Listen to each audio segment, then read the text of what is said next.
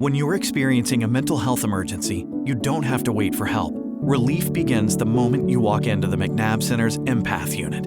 Open every day, 24/7, with compassionate providers ready to see you in less than 15 minutes. Happy Monday. Thanks for checking in. It is August 10th, 2026. This is your morning weather update, and I'm meteorologist Mike Witcher. Let's start you off first things first this morning with a look from downtown Clinton because we've had some patchy dense fog, and the dense fog advisory has been issued by the National Weather Service. So, with that said, watch out for showers and thunderstorms this week. Today's going to be quiet, but it starts to ramp up as we get into our Tuesday, Wednesday, and Thursday. Let me explain. Yesterday, we had highs in the mid to upper 80s, even low 90s. Now, the big winner for rainfall at the reporting stations was Tri-Cities, picking up nearly 1.25 inches of rainfall. Not much going on out there this morning. That's good news to pass along. But when you look at the rainfall that we saw this past weekend, we saw some decent amount of rain around the area, but not everybody saw it. We had some strong thunderstorms. Remember, we had that microburst in Morristown on Saturday.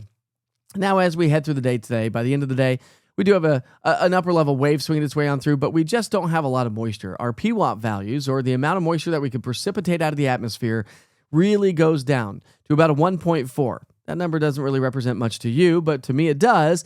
And it lets us know that we won't get those big giant gully washers, not to mention, I just don't think that we're going to have a whole lot of storm activity. But with that said, the Weather Prediction Center still has us under a level 1 risk for localized flooding and flash flooding.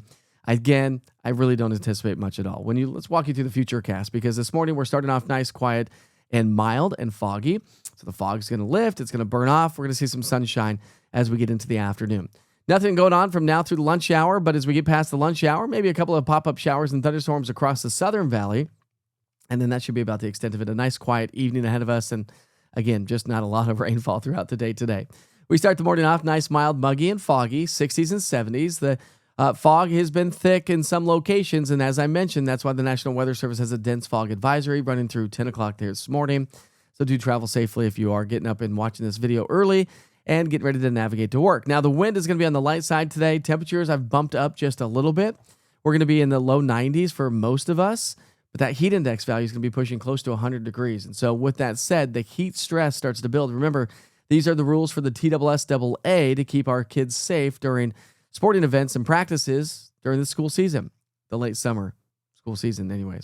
All right, if you have evening plans, any storms that we see today will die down. We're going to have nice, quiet, but still warm. By 7 o'clock tonight, we're going to be right around 87 degrees. All right, let's dive into the details on that severe weather potential, because we do have a level 1 risk clipping upper East Tennessee for tomorrow, and then an upper level 1 risk for the most of East Tennessee. But notice that it's basically going to be upper East Tennessee. When you look at the northwesterly flow pattern in the atmosphere that's going to set up shop, it is going to bring us some convective complex of storms, a mesoscale convective complex or mesoscale convective systems, as these upper level waves dive in from the north and northwest around a ridge of high pressure. Now, by the end of the week, a ridge of high pressure starts to build on into the area, and that's going to bring us more heat and humidity and likely some drier weather conditions for most locations, kind of depending on where it sets up.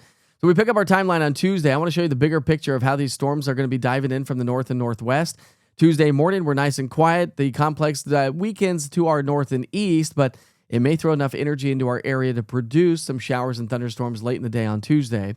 Then we'll quiet down Tuesday night into Wednesday morning, but here comes another complex of thunderstorms through the day on Wednesday, increasing our coverage and intensity of storms. Wednesday, I'm watching closely as we could see severe weather and maybe even all modes of severe weather. And then heading into our Thursday, again, much more of the same. That complex of storms starts to build its way into the area, but clipping upper East Tennessee. So we'll gradually ramp up those rain chances. Remember, percentages don't tell you the whole story, timing, duration, intensity, or totals.